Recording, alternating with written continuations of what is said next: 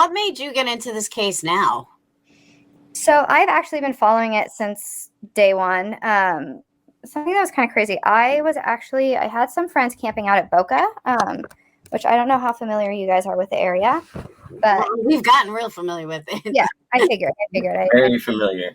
I think one of the common assumptions too is people who don't live here don't really know the area, but it's changing quickly.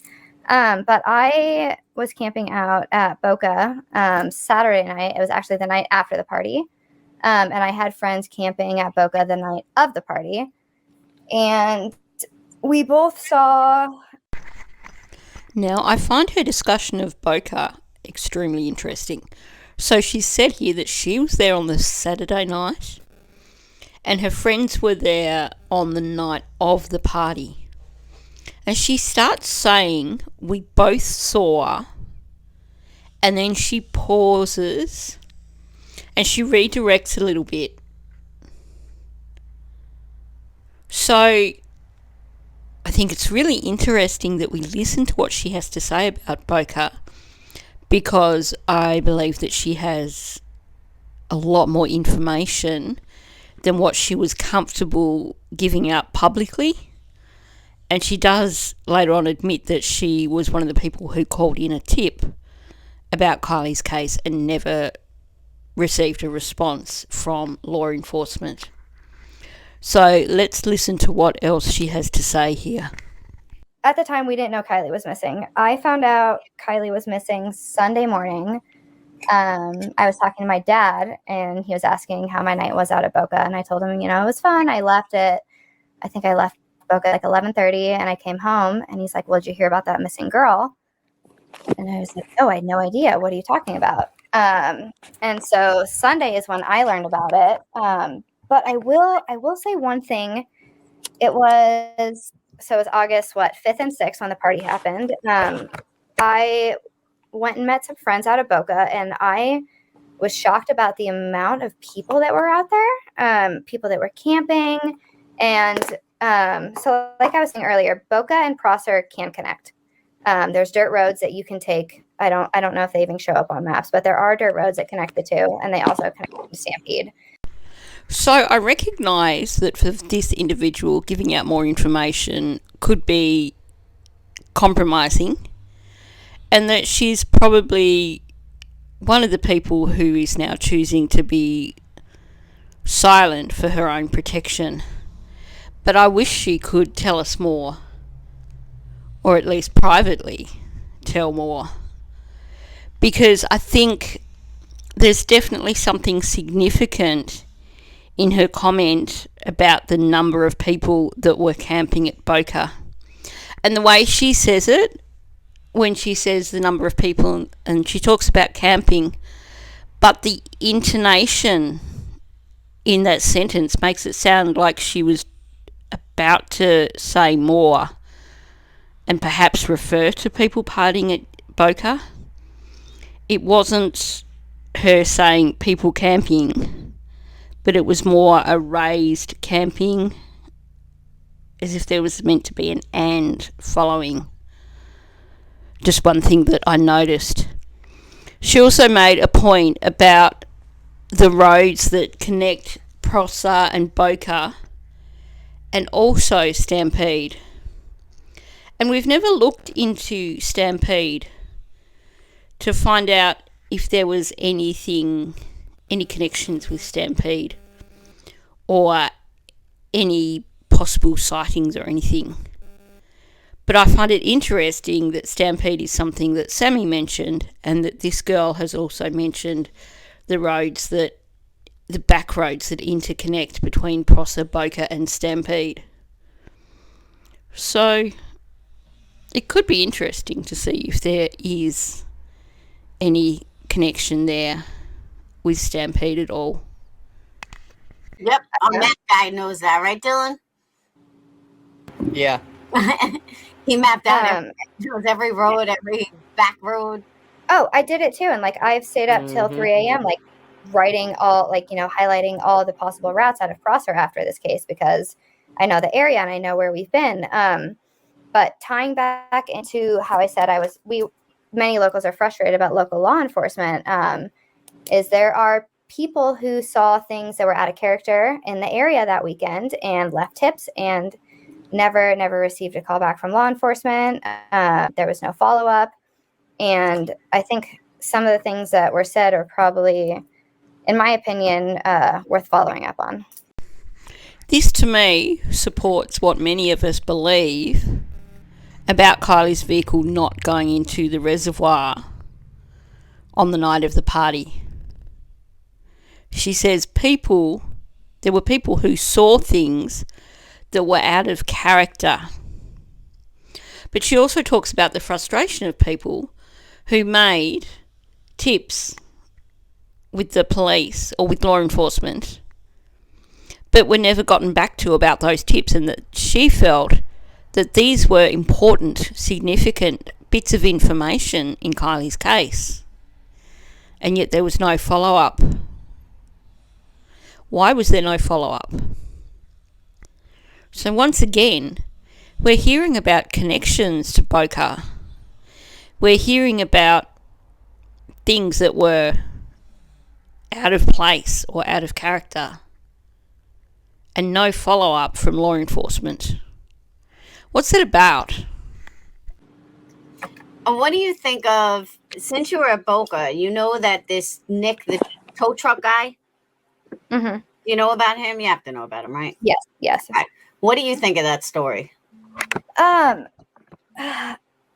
first, I thought I didn't believe it at first, and then I think the more time that passed, I kind of started to believe it a little more. And I actually was looking at a few different YouTube pages. I wish I could remember the names of it, but there were a few reports from Truckee locals who had also reported seeing Kiely on Saturday.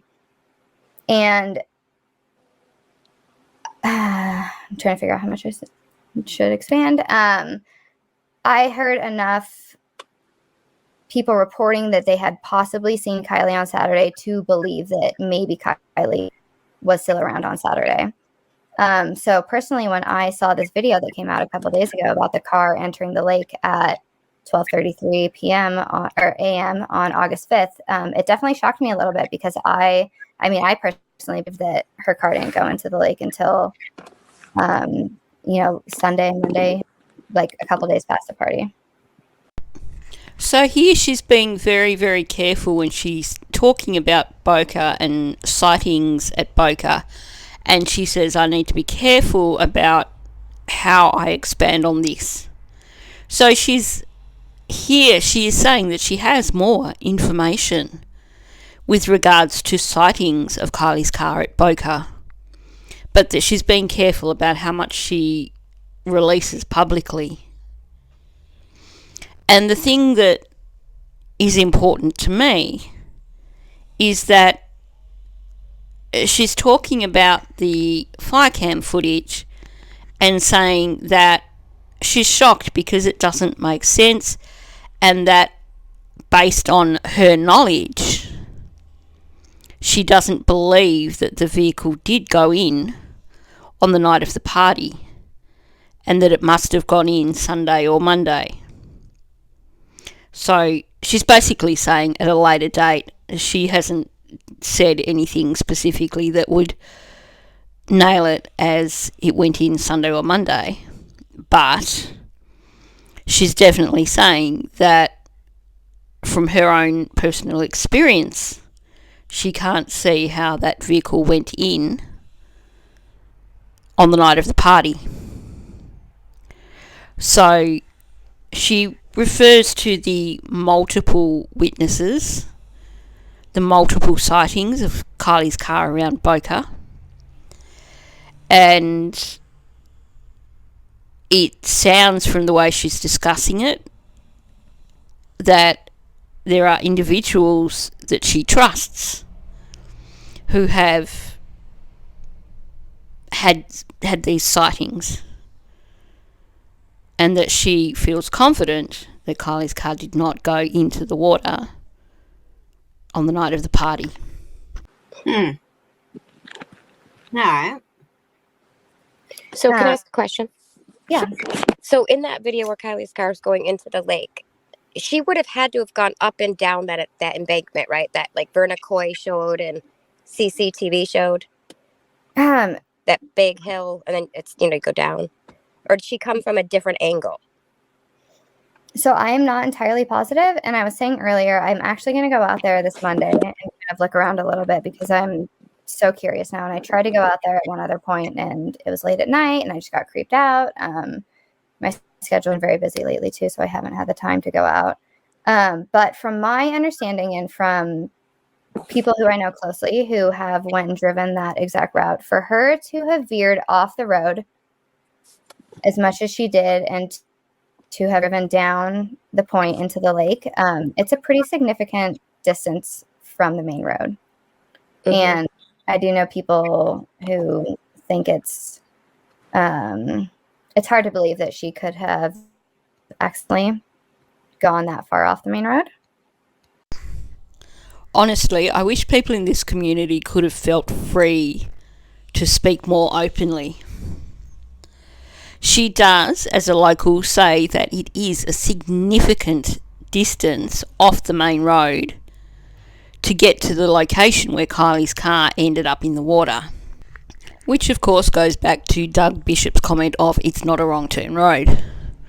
And she says, I do know people who think it's, and pauses before going on to say that she finds it hard to believe that she could have travelled that far off the main road. So, to me, I think she was going to say that she knows people who think it's impossible. Because that seems to be the common thread amongst locals who are willing to speak out. That it's not a wrong turn road. That it is a significant distance from the party. And that it's just not possible for her to have mistaken that route and ended up in the water that night. But I will say now, it's like even when I go down there on Monday, the lake levels have dropped so much, I can probably still see where her car was. But I know, like, as Adventures with Purpose and the local law enforcement stated, the water levels dropped about 4 or 5 feet from the date of her disappearance. And Lex, I totally agree with you. That is the one question I've had too. Gray tried to explain it like it was just the way the camera hit, but I said the same thing. If she was driving from the side, why did the headlights look head on? It didn't make sense to me. It still doesn't make sense to me. That's why I said I'm not really gonna confirm anything 100% until we hear it from law enforcement. Say yes, 100% that was her. That's how I feel too, but also it's like the likelihood that there could have been like a reported car going into the same exact reservoir or at the same time stamp that she supposedly disappeared. It's like in this town, that's like 1 in a million, and it hasn't been confirmed that it was even a car going in. But to see something like that and knowing how small this town is and even how small Prosser is, like it's a pretty slim chance that it would not have been a car going into the lake. I'm with perplexed on this one until I hear it directly from law enforcement that camera footage did show Kiely driving her car into the reservoir. Then I just don't buy it. It's far too convenient. It took 6 weeks for it to come out. And there's so much about it that just doesn't add up. There's been videos made which to me are quite convincing in terms of debunking the whole fire cam thing. And yet people still choose to forget about those videos almost immediately and still continue to cling on to the fire cams as evidence that Kiely drove her car into the reservoir. Case closed. What's wrong with the rest of you guys who keep talking about it? There's just something seriously not right about the fire cam footage. And I'll stand by that. And I think people don't realize too is that Kylie's windshield above her steering wheel was cracked. It was smashed in like a circular pattern, like her head hit it. And I always assumed she just somehow got down there, was going without a seatbelt, up over that embankment and down into the water. And that's what it looks like happens. But I think a lot of people missed her windshield being cracked. So you have this panel guest who, and unfortunately Perplex didn't put names underneath, so I'm really not sure who she was. But you have this panel guest claiming that Kiely's car had to have gone into the reservoir that night and that Kiely drove into the reservoir herself. The proof of that is Kiely's windscreen being cracked as if it had been hit by someone from the inside. But if you look at all the images of Kiely's car after it was recovered, you can see that the damage to the windscreen occurred on the outside of the windscreen. The windscreen had been broken inwards. It had been damaged from the outside. So this notion of Kiely having gone up over the bank and hit her head and then wound up in the water is wrong. And let's not forget too that the amount of impact that it would take for that to occur would result in airbags deploying to cause that much damage to a windscreen. Unless there were faulty airbags, they would have had to have deployed. But that's null and void because, like I said, if you look at images of Kiely's vehicle after the recovery, you can see that the windscreen was damaged from the outside, not the inside. Where did you see that? When they pull her car out of the water, you can see it. And I even mentioned it to the PI on, it might have been Zap Girl's channel. I can't remember. Now you got me curious. Now And he was surprised. Yeah, you could see that it's cracked. I've seen, so there's damage to, what was it, her driver's side mirror? Yes. As far as I have seen when Adventures with Purpose found the car, both her mirrors are intact. So a big question that I've been keeping in mind is how much damage was sustained to the car in the process of rolling it over and taking it Well, out. if law enforcement did a piss poor job of removing the car, we'd know more answers. But Yeah, and especially after watching the interview with Doug saying how they always seal cars up before they flip it. They make sure the evidence is concealed.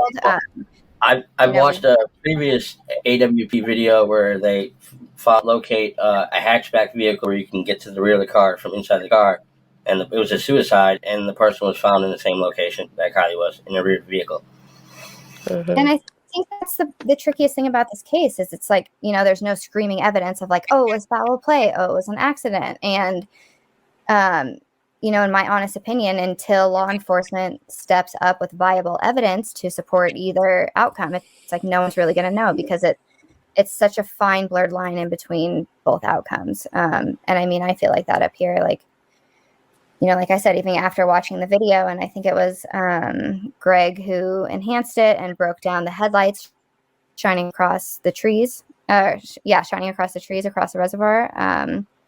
It almost looked like she veered right last minute, or whoever was driving the car. I just think there's so many blurred lines in this case. No one's ever really going to know until there's supported legit evidence that comes out. Okay, I let that run on a bit there because, like I said, I'm not a fan of discussing the fire cameras. I have my own opinions about them, and you're not going to see me doing a single video that is only the fire cams. But I like that this local does point out some of the more obvious things. The person on panel who was like, well, here is the irrefutable proof that Kiely drove herself into the reservoir. And this local has turned around and said, well, actually, that's not proof. Because, for starters, we don't know how much damage was done when law enforcement flipped the vehicle. And that is such a good point. The damage to the windscreen could have been done at the time when the vehicle was flipped, particularly given that the damage occurred from the outside of the windscreen, not the inside. Now, the gentleman who discusses the retrieval of someone in a hatchback and saying that the body was found in the same location as Kiely's. Now, I can't be 100% certain on this. I'm only going on what Jared has said. But to the best of my knowledge, previously, Adventures with Purpose had only ever found people in the back seat of a vehicle or in instances where it was the back of the vehicle when there was far more room between the seats and the top of the roof of the vehicle. But from my knowledge, Jared specifically said that they have never found that Kiely was the first person found in the back hatch of a vehicle. If anyone can correct me on that, go for it. I'd be quite interested to know if there are other instances of that. Now, they also talk about the balls up of the whole investigation, them not sealing the vehicle, etc. And really, really good points. You know, it's hard to know what's correct forensically when they've botched up the retrieval. I do, however, think that with the amount of time that we've now spent on Kiely's case and the things that we've looked at, that there is more than enough there to show that it wasn't an accident. And that for the majority of it, we are now leaning towards foul play because of the amount of evidence that points in that direction. So I think that by saying that it could be either way, I think that is incorrect. Now, I'll just point out again, she's referring to the grey hues overlay that he did. And I think it's important for us to remember that it has been shown by several people now that that overlay was inaccurate and it didn't fully line up. So you can't put a huge amount of stock in that overlay. It's not fully accurate, and it's not a depiction of what the cameras were actually showing. I do also think she's correct in terms of saying that the lines are somewhat blurred when it comes to this case, and that it's going to come to the need for law enforcement to clarify things, which we know is probably not going to happen. But the thing is, the lines are blurred because of the multiple narratives that have been put out there and the people who've been inserted into the case with multiple different stories and stuff like these fire cams, which, for all we know, may not be anything at all. We know one thing for sure, and that is that they would not be admissible in court. If it does. Wait, I hope it does. I hope to God it does. You saw it on the AWP's video, or no, it was a local news, the helicopter footage. I believe it was the helicopter footage. If I get off here, I can't find it, but you can see it where right above like the steering wheel is cracked, and like it's kind of like she hit it with something round, and I always assumed she kind of did. The airbags weren't deployed, so she wasn't traveling that fast. Okay, first of all, if anyone can remember the name of Dylan's channel, can you please put it in the comments section? Because I would like to go over some of his stuff, because I think he did some really good stuff, but I just cannot for the life of me remember the name of his channel. I like that he has pointed out what I was saying there. The airbags were not deployed. She was not going fast enough. Because it seems like this person on panel, whoever she is determined to sell the story that Kiely went into the reservoir on the night of the party. I forgot to mention in the previous bit that she talks about this supposed witness that Megan came up with, all this hearsay about someone seeing a vehicle going into the reservoir, when in actual fact, even the recording, whether it's true or not, she says explicitly that she did not see a vehicle go into the reservoir, that at best she saw the vehicle near the edge of the water. That is one thing that I was thinking about, is if upon impact she possibly hit the windshield and, you know, caused a break. And if you're unconscious when a car goes into the water, it's pretty clear what's going to happen. And intoxicated. I mean, yeah. Okay, I'm going to put that one to bed straight away. First of all, we know that she wasn't intoxicated. But let's talk about the notion of her hitting her head and rendering herself unconscious as the vehicle was going into the water. In which case, she would have been in the driver's seat of the car. Now, trigger warning for people who don't like listening to some of the more icky stuff. The body doesn't immediately bloat when you die. So, as the vehicle went underwater, her body would have stayed in the driver's seat until such time as the vehicle started to turn turtle and roll over. Now, the force of the water coming in through the window as the vehicle submerged would have either forced her unconscious body up against the side of the vehicle, still in the front seat, or had she slouched sideways some way, it may have pushed her into the back seat of the vehicle.